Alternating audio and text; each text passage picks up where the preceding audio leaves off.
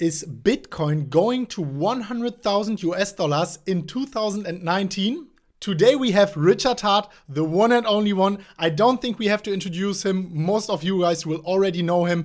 In our show, we will exactly talk about potential price targets for Bitcoin in the very short immediate term and also in 2019 and also in 2020. And we will also talk, because a lot of people of you have been asking about it, about a possible altcoin season, when it exactly might start, and also which coins might succeed and which coins are DOGSH. I won't say it. So we want to come to the most important question of today. Richard Hart, how are you doing today, my man? Doing fabulous. Perfect, as always. It was a great pleasure having you. In the last show, the people really laughed it. We got like 20,000 views. You got like 25,000 views. It was amazing. So let's make this one a success again, guys. Make sure you stay here for the whole video and you smash up the like button. Before Richard Hart goes live on his end, we actually want to show something to you. It is very important to us because now it is about Bybit, but we have a new thing. A $110 bonus is starting right now. Officially, it's starting tomorrow, but you can use only with our link. You can get this $110 bonus right now for 60 seconds of your time for a deposit bonus of 0.2 Bitcoin. Actually, it's a BitMax killer in our opinion. So make sure you click that right now. 60 seconds of your time, $110. And now, Richard Hart, feel free to go live, make your introduction, and then we go into the lit content. All right. I started on my end, and I'm just going to tweet the link everywhere.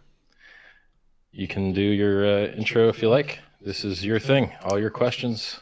If it goes well, it's because you did it well. Oh, cool, man. Yeah, I mean, introductions, that's what we are specializing in. So, yeah, thanks and welcome to all Richard Hart viewers. It's great to have you on our common show. We will today talk about the Bitcoin price in the short and immediate term, if it's going to 100,000 in 2019, if it will take more time. We will talk about the exact setup and the game plan of Richard Hart and also our opinion. And we will talk about the altcoins, whether there will be an altcoin season, whether it will be for every altcoin or whether there are some DOGSH altcoins which cannot succeed. We will cover all of that. It will be a very amazing and exciting episode. Everyone stay here, our viewers, Richard viewers, smash up the like button. And now, Richard, maybe we start with the first question. Bitcoin 100,000 US dollars. We put it out there. What do you think about it? Is it actually possible? Under which circumstances? And man, share your thoughts. Sure. So the dream was that Bitcoin would get added to the CME, the largest market that's ever existed in the history of mankind, and that Wall Street would buy it before Main Street. Wall Street would get in through the futures, Main Street would get in through an ETF, and Bitcoin could become a global reserve currency. That's the dream. Unfortunately, we had to buy the rumor, sell the news event, and it dumped from 20K all the way down to 3K on the day that the CME futures launched. Was the high at 20K. Depends on where you trade, right? Some exchanges only went to like 19, 18. So now we expected a 2-year bear market because that is about how long bear markets tend to last in Bitcoin. That's at least how long it lasted in 2015. And we didn't get a 2-year bear market. We got a 1-year bear market. It lasted 364 days. And it resumed where it left off with insane vertical growth, where it went up about 4.5x from 3K to 14K in 5 months, which is a lot. And that's very fast. And it left most people behind. Now the price is around 97, 9,800 as we speak. And you have predictions from people like Novogratz with Galaxy Digital says, 10 to 14K range. Well, we've been down to 9K for a long time now. So his prediction wasn't that great. And then we've got Tom Lee, who says, 10K and then moon because everyone will FOMO. Well, we've been over 10K several times now and been back to 9K again. So not exactly accurate. Tom My Lee prediction. is funny. Yeah.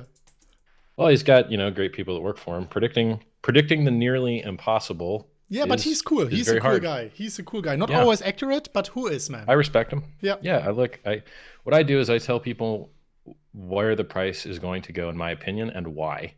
And if you agree with my whys and you agree with the analysis, great. If you don't, well, I gave you the same data. Go make new conclusions, right?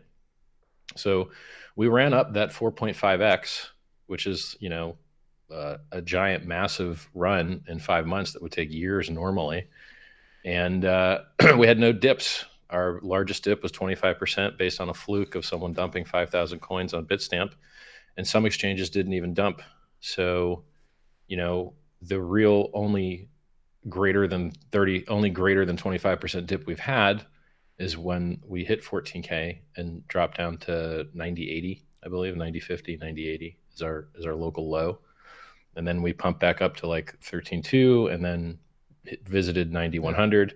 And now we're trying to hold and not make a lower low. And maybe we hold, maybe we do new, so here's your targets. If you want to try and think about those short-term price, 50% retracement of the parabolic advance from 4,000 to 14,000 leaves you at about 8,500, I think. Yeah, exactly. The CME gap on the futures where the price it gapped open and then never traded there again. All of those gaps have been filled. That's at 8,500. And that's a futures price. It's going to have a premium or a discount to the spot price. So just because you need to fill an 8,500 on the futures doesn't mean that spot, it could be 83, it could be 86, 87. You don't know whether it's going to be a premium or discount. The only scary targets we have, we got 100 MA, which I think is like 8,400. These are not scary targets. These are all huge confluence around the 8,500 price target. And we've already been down to, 90.80 and 9,100 twice over a couple weeks. It's not asking for much to go the extra 10%. We also have a rule where we never drop more than 40% in a bull market. I think going up 4.5 times over 5 months is a bull market. One time we had 42%. Yeah, well, I mean, if you want to count the bear market, we had 55%. So from 60. Yeah, I'm only counting the bull markets. Right. Yeah. So I mean, if it's a bear market, look, we went down 85%, and Ethereum went down 95%, and a bunch of altcoins went down 99%. So if it's a bear market, there really doesn't have to be a bottom, right? So the only scary target, two scary targets I see are that we have the 200 daily moving average down at 6,550, 6,600. Retesting the 200 daily isn't a sin, right?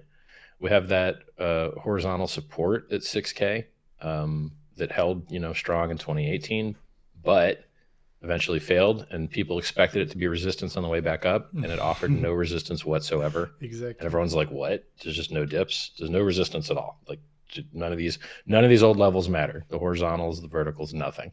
The old trend line, the 5 or 6 year old trend line didn't care about anything on the chart. It just didn't care. It doesn't mean that it has to keep doing that, right? So, if bankers are filling up their bags, they don't have to fill up their bags forever.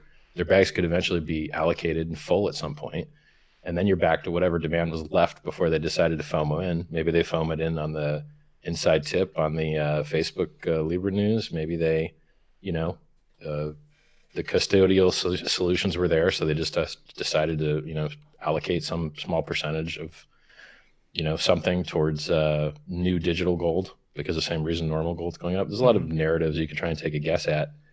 So the only scary target I see is the 200 daily moving average and the 6K support retest, but it didn't even offer resistance. So since it didn't offer resistance, I don't really see a need to go retest that. And the 200 daily is just moving up towards us. So if we hang out at these levels, or, my preference is 8,500. I think it's a wonderful entry. I think it's an amazing risk to reward ratio. And people say, oh, isn't it going to get front run? Well, my 20K Christmas didn't get front run. That was my question. Tagged 20K and then it died. So yes, if you have an audience and you have a brain and you can make a call and set a shelling point and everyone's focused on the same thing, you can wick that number and move on with your life. So I think it's 100% feasible. And I would like it if we wicked 8,500 and then went directly to the moon.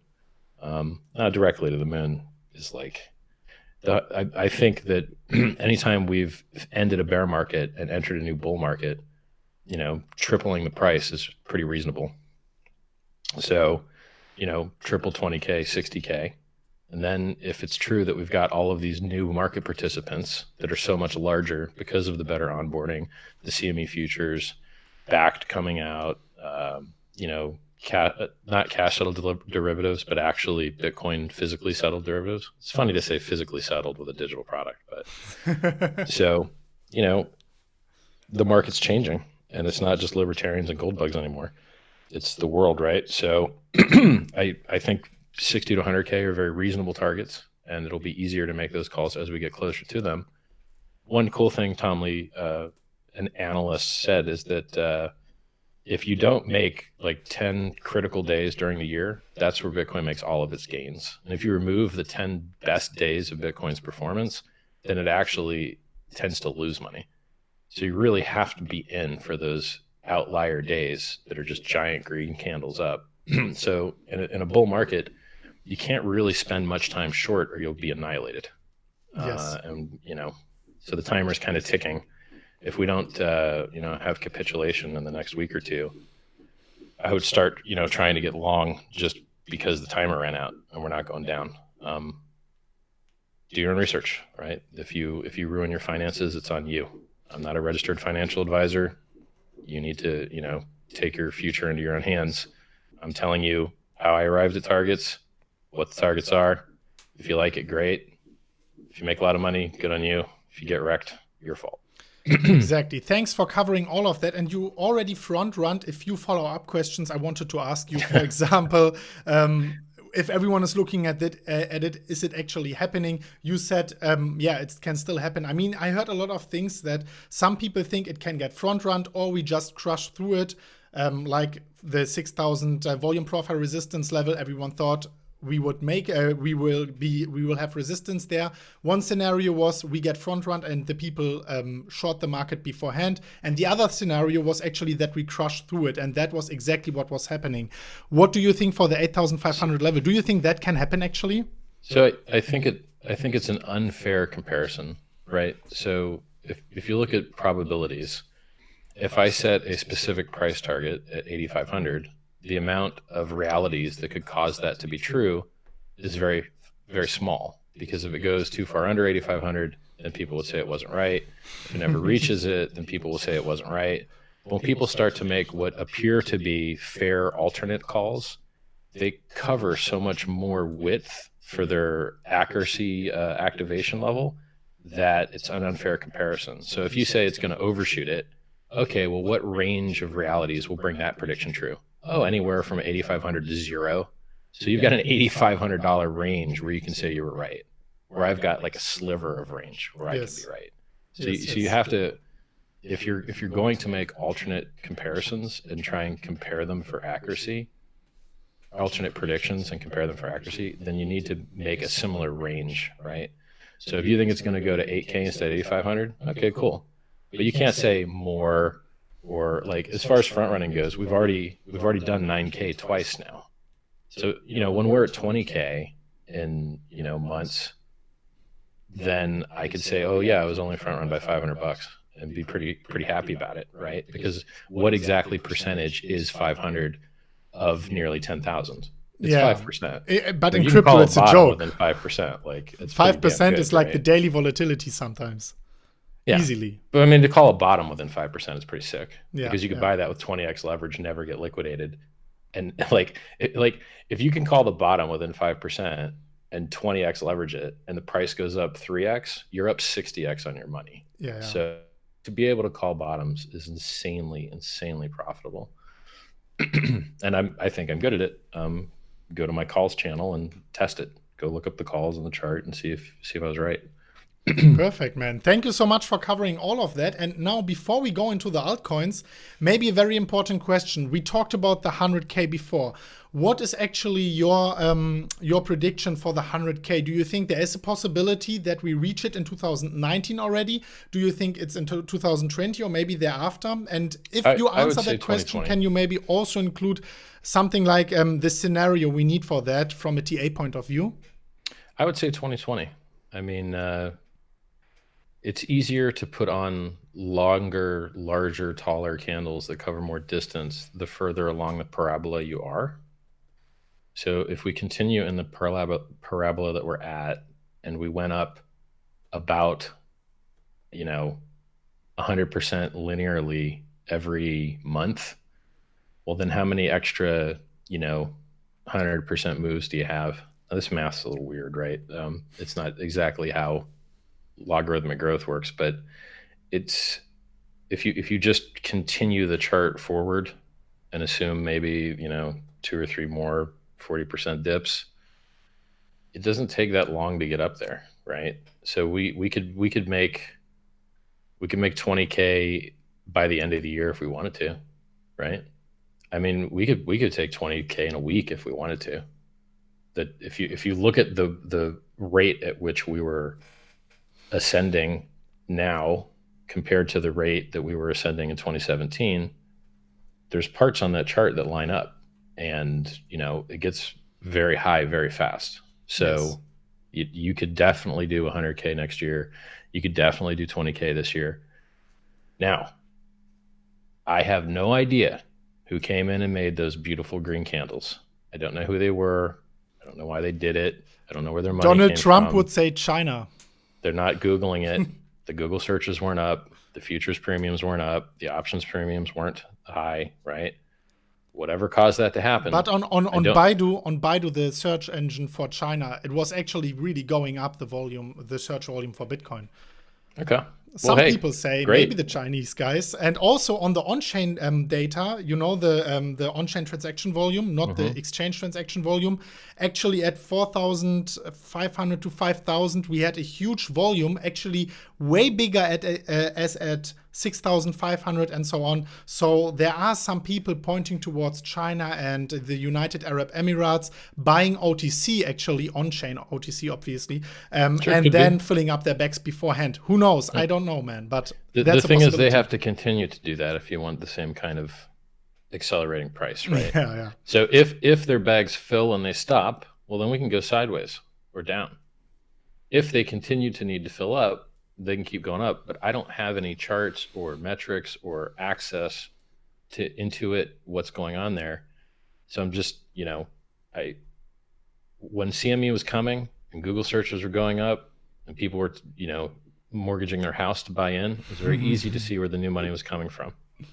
Yeah, we are not there yet. When new money comes from La La Land, I hope it keeps coming in, but I have no idea, right? Yeah. Probably won't. But thank you so much for that prediction. And probably will. I mean, why not? Even shitty gold's going up. So shitty gold can go up. New, better digital gold can go up a lot more.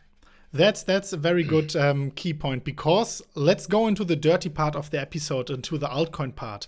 And the question whether you think there will be an altcoin season possible, and if so, will there be an altcoin season for the majority of altcoins like in 2016-17? Will it only be for selected altcoins and the DOGSH altcoins will be left behind? And maybe you have also some time frames or so, or specific price targets for Bitcoin being a signal for the altcoin season, something like that maybe?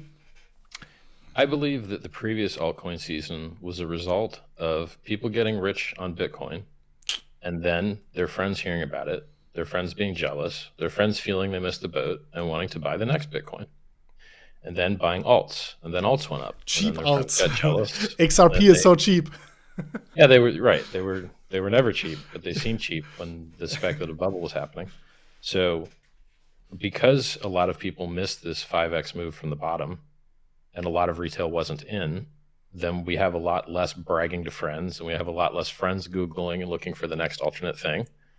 And I think that you tend to get altcoin season after you've had a bull run in Bitcoin. But since so many missed this bull run, it's kind of just perhaps getting started now. Then maybe a year after it's run, people look for alternatives enough that you get a run in the altcoins. And I don't think it'll be the same altcoins. I think it'll be new altcoins. Why? Because everyone that bought and got wrecked is sell pressure now because they bought higher. There's a lot of people holding bags from higher that are happy to get out at break even after sitting through all the pain. But when you get into a new coin that doesn't have a bunch of bag holders from higher, then it's easier price discovery with less people pushing the price down with their bags that are already full. Yeah. So I think that if another alt season doesn't have to happen, if Google searches don't pick up and retail doesn't pick up, I don't think that governments and larger entities are trying to get into shitcoins, and that's the reason that Bitcoin has outperformed them all recently, nearly all of them. So alt season is not a guarantee, and I think it would be maybe a year and a half from now, maybe a year from now, if we get one. Or, I have a token coming out.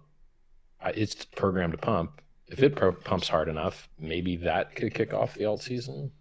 I'm not sure. It's because you're waiting for something else to trigger it. It doesn't really appear to trigger itself on its own. The only thing that could trigger it on its own is advertising, and I'm not seeing ads. So if it's not doing its own advertising, and there's not really any interesting stuff coming out except my thing, well, then, you need something else to trigger it. Yeah, so everyone can check it out. It's Bitcoin Hex. His project is called Bitcoin Hex. I think you have it also in your. Just Hex. It's just Hex now. Okay. We dropped the Bitcoin out of it. Still free for Bitcoin holders, but I like it that you dropped it because all of the people using the name for marketing. That's perfect. I have a question because I agree on most of the things you said on the altcoin season and our own thinking about the altcoin season. We made actually 2 videos about it.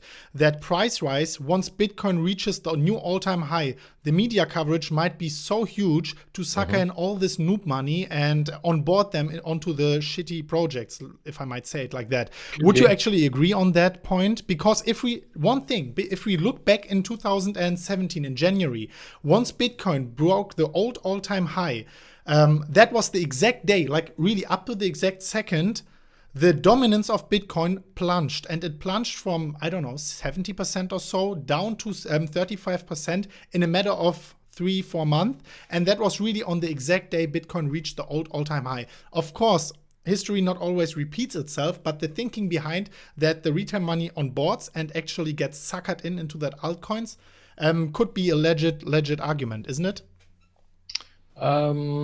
Yeah, that narrative's fine. The only thing that I think subtracts from that one is that we have had so much press coverage from Facebook's Libra that whatever we were going to get from new price movement is going to be less because we already got it from Libra, and they can only do so many spots per day on crypto, right? And they were pretty well saturated for a few weeks there. So sure. Yeah, I think making new all-time highs is a very important fundamental thing to occur. I guess you could call it technical as well. But we already have a ton of press from Libra, a ton. But the narrative behind the headlines is a little bit differently. For Libra, it's like maybe some people say, oh, Bitcoin killer, corporate cryptocurrency coming out. But once Bitcoin reaches the old all-time high, everyone thinks, okay, it was in a bear market. Now it's not new all-time high. I'm missing out. They are just Googling Bitcoin. There's coin market cap. They see all the green numbers and then they jump in. I think the narrative behind the headlines is maybe a little bit differently. So I have some hopes in that scenario, actually. Yep. I wouldn't mind making new all-time highs at all. I would be very okay with that. Of course, man. Of course. Yeah, I agree on that. So now maybe if we get a little bit more specific also in the altcoin section, are there, besides your own project, Bitcoin, Hex, are there any other altcoin projects you are keeping an eye on? You are maybe planning to buy and hold? I'm pretty sure you're not trading them, but is there anything? So I don't see any reason to jump in early. Things that have gone down 80% can go down another 80% and then another 80%. So I'm still holding a bag of Prime Coin. I was told there'd be a merge fork. Old school. The merge fork didn't happen. It is nice that it's one of the only coins that has a legit proof of work, isn't possibly a security, therefore, still is on Poloniex when Poloniex delisted a lot of other things. Hopefully the devs do something nice with it. I'm not willing to sell it at a huge loss, so I'm just bag holding it. What else? I think Monero is very functional and useful. I have no idea what that means for the price at all because not many people really use these things. If you did need to actually use something, Monero is great. What else? I think hex.win is amazing. Program to pump, pumpmentals.com. And, it does something a lot of these other tokens can't do. So Bitcoin had 10 years of very, very high inflation of miners getting block rewards and selling them for electricity and mining hardware, and that hurt the price. So in Hex, we do the same. We'd go and jump 10 years in the future to a lower interest rate, a lower inflation rate than Bitcoin currently has, until the halvening anyway. And we pay the holders instead of the miners. So it's like getting free mining equipment and free electricity, but you don't even have to ruin the environment to do it, because we're just piggybacking another system that's already doing it. Other altcoins. Yeah, I mean, there's not that many that are going to do well until that other trigger kicks in, right? Yeah. So no one in an environment where no one actually uses these things for anything other than speculation, the one that is the best to speculate on is probably the one that's been doing the best and has the most on-ramps and has the most press, and that's still Bitcoin.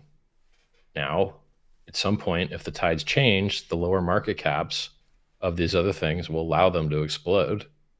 But until they get that impetus, do you want to sit through another 80% drop? I don't know. Right? Yeah. So going back to the other side, you were mentioning Primecoin, Monero, and stuff for the maybe potential ones. Let's maybe cover also the ones you are definitely not keeping an eye on. Maybe IOTA. I don't know. You have some history with IOTA.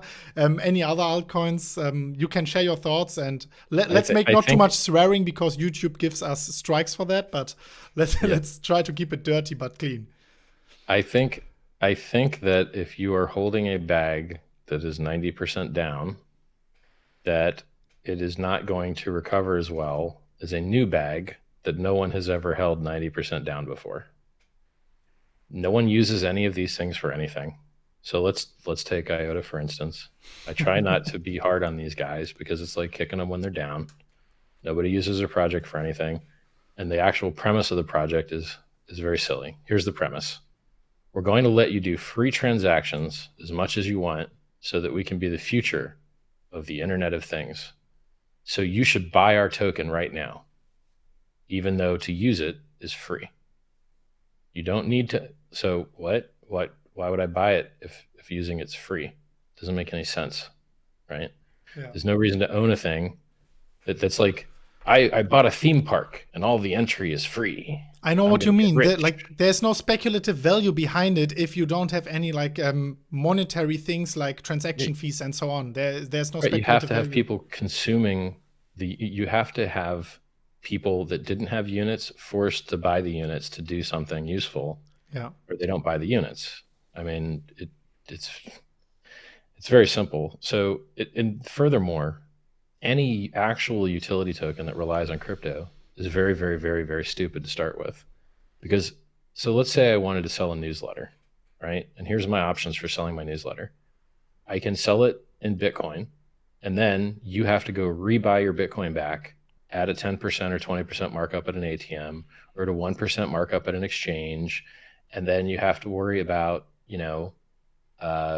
getting a 1099 in the mail, or a letter from the government, or the exchange running off with the money, or I can't bill you monthly because I can't do pull payments. So now how are you going to pay me every month? I hope you remember, because Bitcoin's push only. All that's terrible. It all sucks. It's all garbage, right? And then, I want to actually turn it back into fiat. Here come the fees again, right? And here comes the wait 6 confirmations and all these other terrible things. Using crypto is garbage, which is why no one uses it. No one uses it because it sucks, okay? Now, what's good? Well, what's good is I can just, charge you $30 a month forever, and you're happy and you never have to think about it. Okay, how do we do that? Credit cards, Patreon, ACH, direct debit. I could go through the list of ways that work. Crypto is not one of them. Okay, and what's our overhead, right? Do you have to pay 1 to 10% to get in, and then I have to pay 1 to 10% to get out, and then we have to wait 6 confirmations, which is in between like an hour and 2 hours, depending on the traffic, or if you bid enough on your transfer. Garbage, right? So if you have an actual utility and you actually want to bill for something, use everything that already works for all of the multi-billion-dollar companies in the world. And so crypto is only useful and beneficial if people are trying to censor your transactions, right? So if you're WikiLeaks and people can't give you their credit card to bill it because the merchant accounts all turn you off. Well, in crypto is amazing, right? But no one cares if I sell a newsletter, which I don't, by the way. I've never sold a newsletter in my life, but I'm just giving it as an example of something that shouldn't be so frictionful and hard. So why do I bring all this up? Because if you're trying to replace anything in the real world with crypto, and it's an actual utility, only accepting crypto as the billing method for that utility cuts your potential customers by like 90%, because 90% of people that would be customers don't have crypto to give you. And to force them to try and get it is an absolute nightmare. So why not accept credit cards instead? And then you can have 10x the customers and bill them recurrently, and they don't get billed a 1 to 10% to get in. They actually get a discount. They get like 2% cash back, right? So is crypto awesome? Yes. For censorship resistance. Is it awesome for anything else? No. It is very slow and it's very expensive. And the only thing it does well is go up in price, which is enough for me. Let me ask a follow-up question on that. So yeah, totally get your argument. But what if user interfaces get better? What if it's getting way more convenient, if things like Lightning Network actually really get enough nodes, enough liquidity, it's really working fine with a good user interface, with programs, everything working around it? What if that actually happens and it gets as easy as using a credit card onboarding on the Lightning Network? That would be great. And you think it's not going to happen?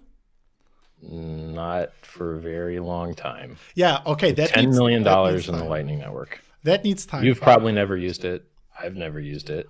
Oh, a lot of technical.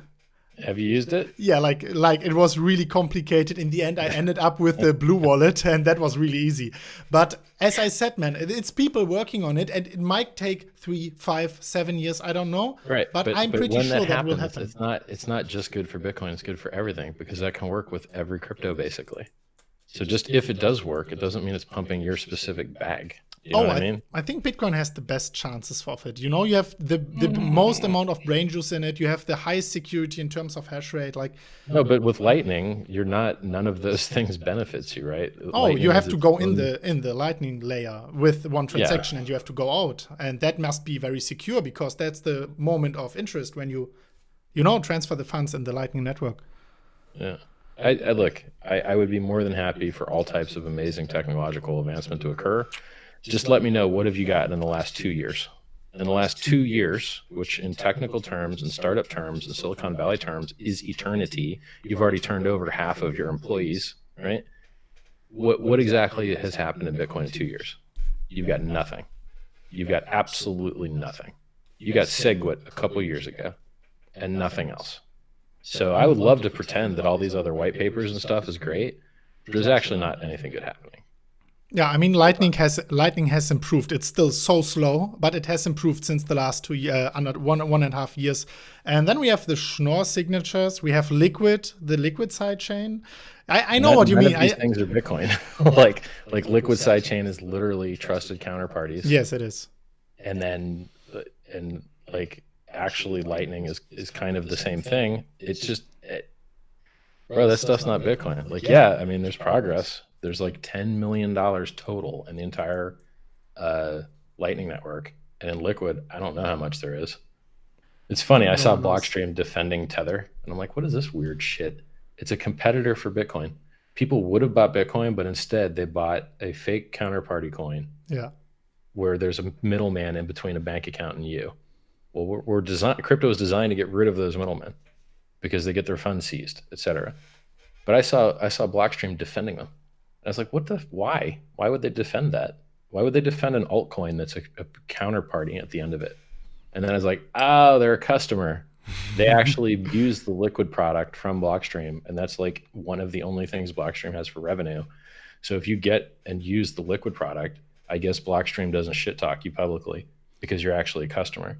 But that's really shady. That blows my mind, man. If you think about Tether onboarding there, and we had all these issues that Tether has enough funds and stuff, and if they are now, because Liquid is like anonymous, if they are now using Liquid and you cannot even trace the Tether transactions, like that will be a little bit critical, isn't it?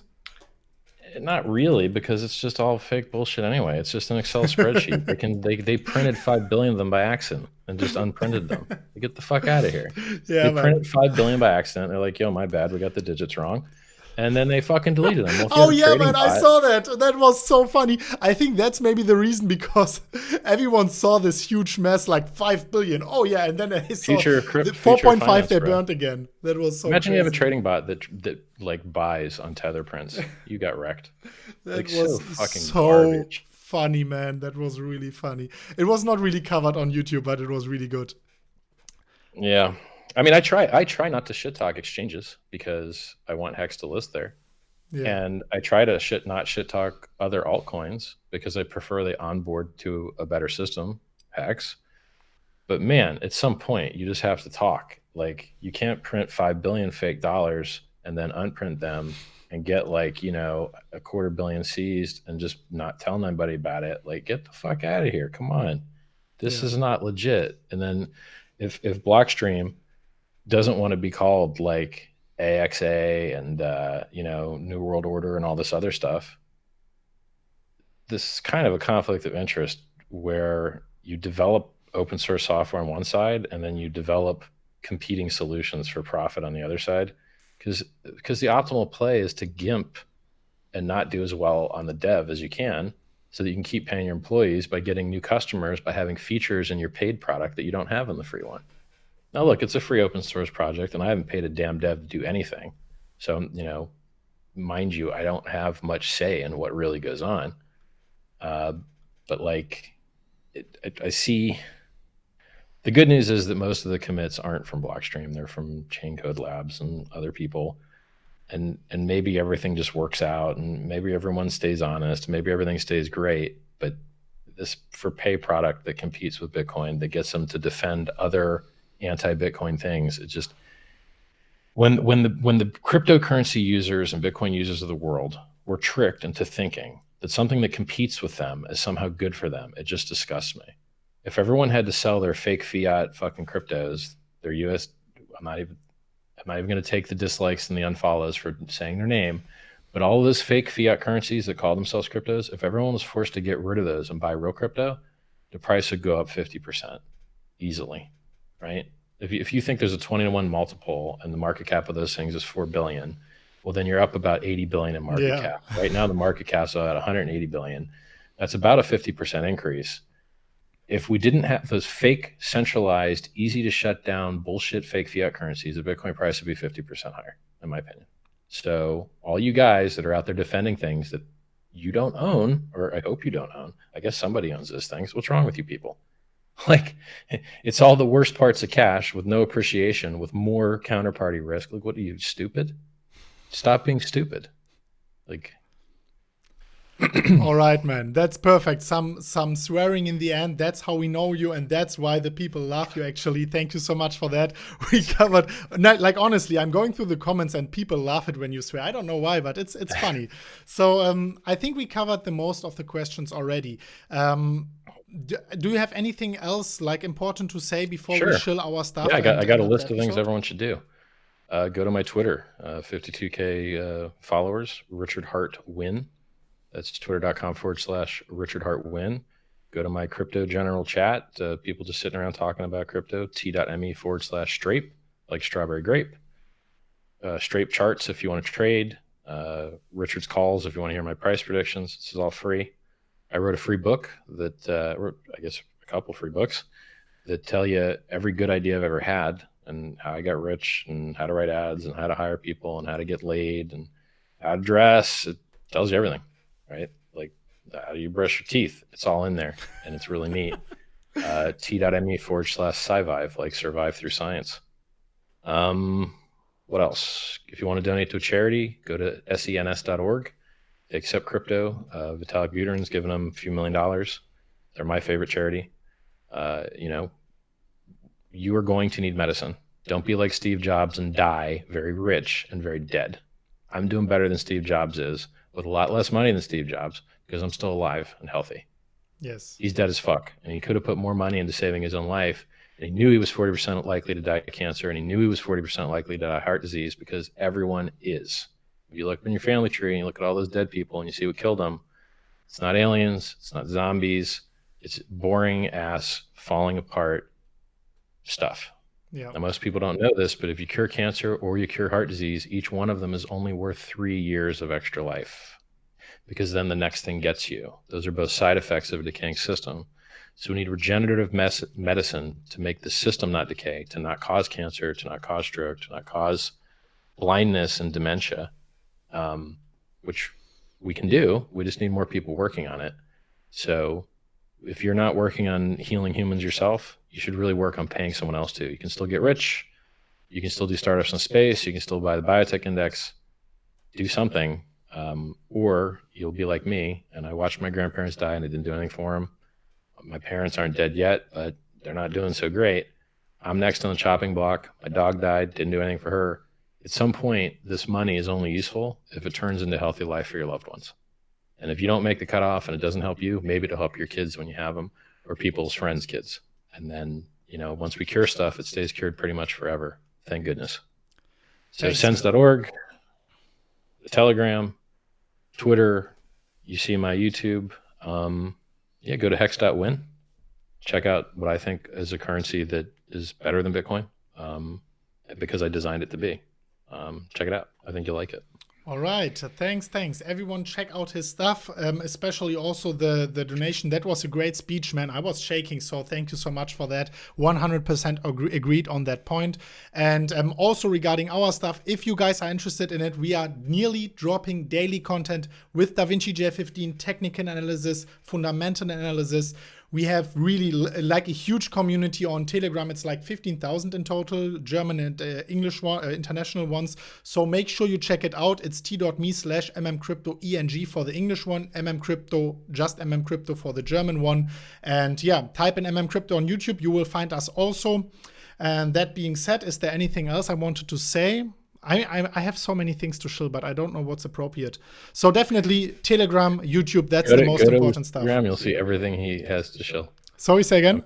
I told them to go to your Telegram and then they'll see everything. Yeah, exactly. We will shill everything on Telegram again, like directly in your faces. So thank you so much, Richard Hart, for joining us today, man. You took 1 hour out of your day. It was really cool talking to you.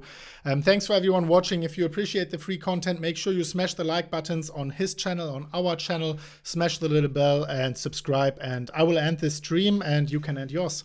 So thank you so much, guys. Bye-bye. Thank you.